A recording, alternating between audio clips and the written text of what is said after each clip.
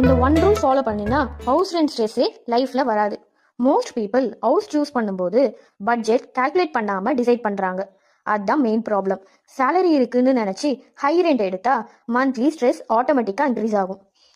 Simple rule என்னன்னா, இவங்க ரெண்ட்டை 25 to 30% of your monthly இன்கம்மா இருக்கணும்.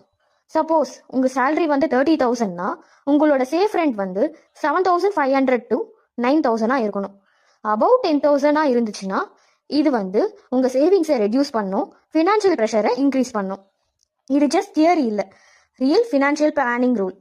ரெண்ட் ஓவரா இருந்தா சேவிங்ஸ் பண்ண முடியாது, எமர்ஜென்சி ஃபண்ட் பில் பண்ண கஷ்டம், ஃபியூச்சர் கோல்ஸ் டிலே ஆகும்.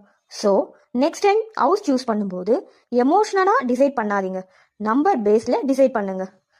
Right rent equal to balance life plus stress free finance. இதை சேவ் பண்ணுங்க, ஹவுஸ் ஷிஃப்ட் பண்ண டைம்ல யூஸ் ஆகும். உங்களுக்கு தெரிஞ்சு ரெண்ட் ஓவரா கொடுக்குற ஃப்ரெண்டுக்கு ஷேர் பண்ணுங்க.